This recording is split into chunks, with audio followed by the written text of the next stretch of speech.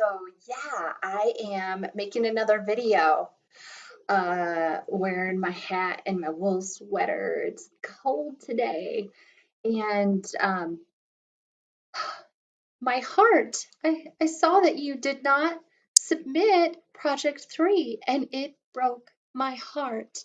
So I made this video at once and I'm just worried that the issue is courage.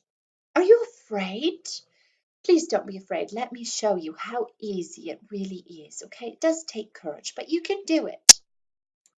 So the first thing you do is, just go into the content and then you go down to week 6.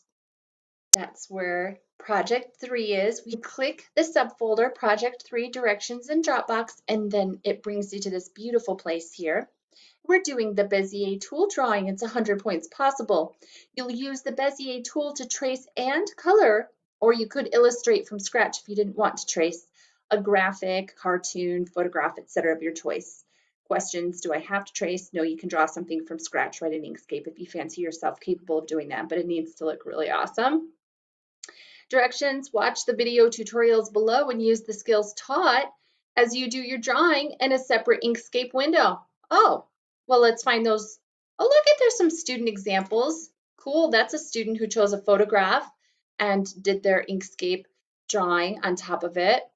And it looks so awesome. Here is an example of a student. Here's obviously the original image, and this is the student's Inkscape version, which looks so much more polished and refined.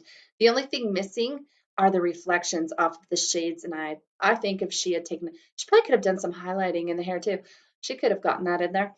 This one is one of my favorites. So much detail. It's just beautiful, exquisite. So anyway, here's those tutorials. I'm just going to go ahead and click play on one because, that's what you're going to have to do, right? That's what the directions said. Watch these tutorials. So what I'll do then is I'll size this tutorial. I'm going to just go like that.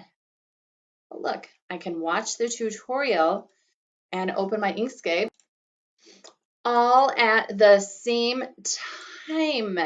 This is just amazing. So I definitely am going to need that fill and stroke box open. I'm going to go to the internet really quick and find my image that I'm going to use.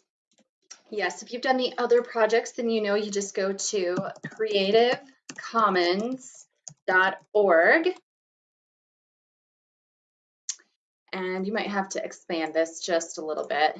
You've got to click search the commons and type in a subject that you want to do. So I'm just going to do smiley face.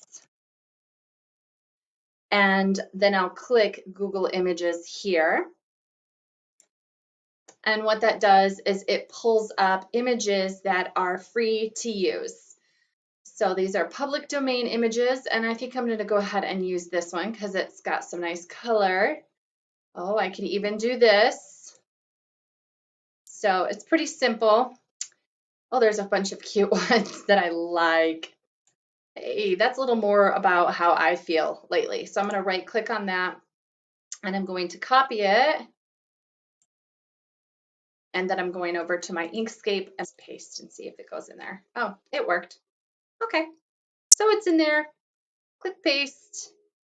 Nice. It actually fits right on my canvas, but if you remember, if it won't fit right on your canvas, hey, guess what I have to do? Because it's getting wonky, I have to save. So I'm going to immediately save as. Go into File, Document Properties, and go to this Resize page to drawing and click on that, and it resizes it. There! You can go ahead and close that out.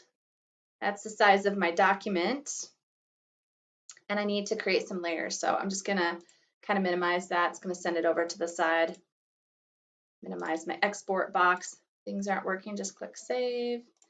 And you really need to save all the time. So here's my layers. And just in case you don't have your layers box up, you closed it some other time, just go to the layers menu item and at the very bottom, click on layers down here, okay?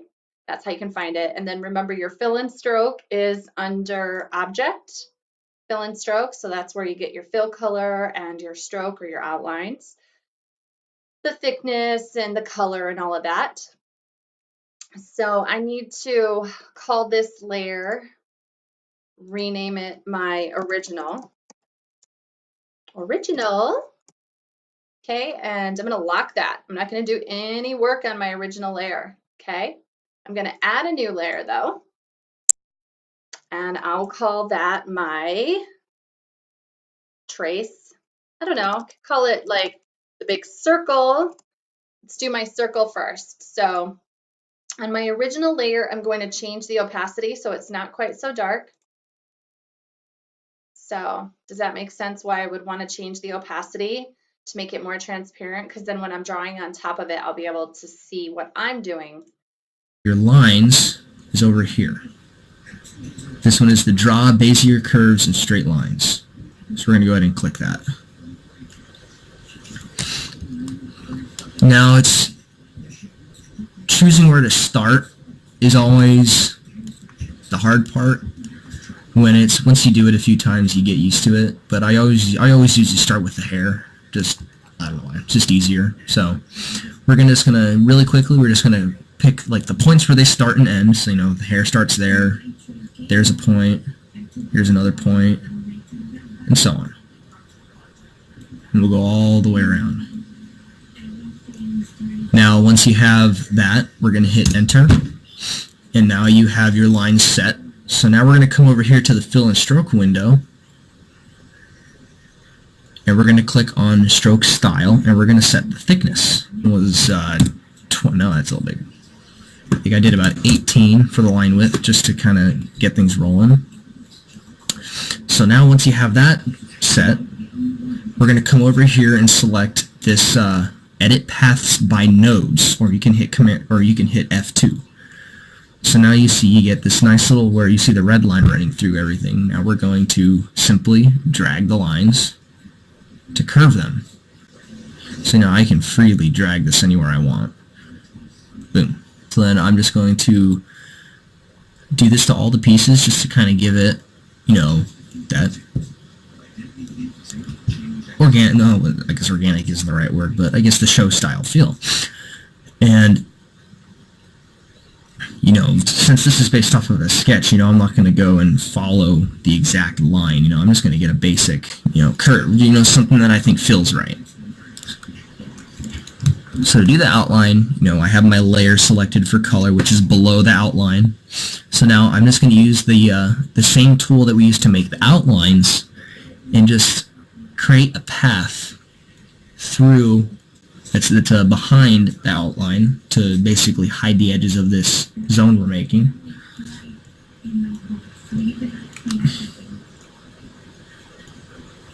This is kind of the tedious part, but again, the hardest part I've ever had to deal with vectors is the eyes, which I'll get into that later.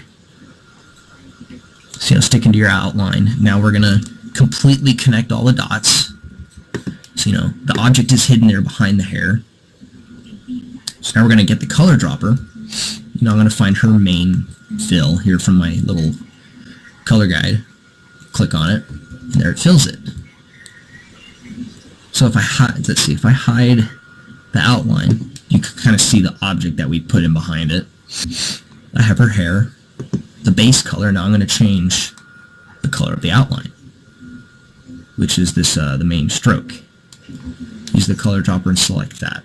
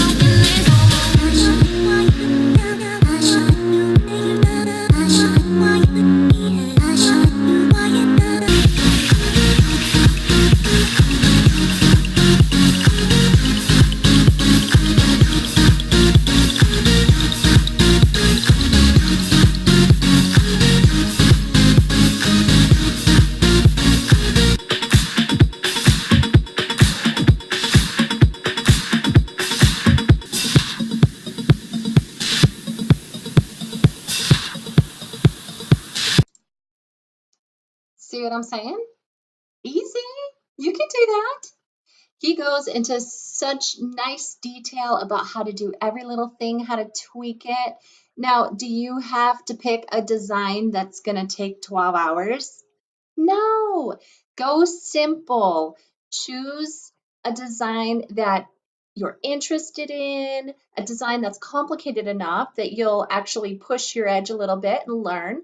But don't push something that's so complicated that you're just totally stressed out and your hair is turning gray like mine. Okay? So just have some fun. Get in there and do it. It's art, therapeutic. Save constantly. Save, save, save. Like after every little thing, save.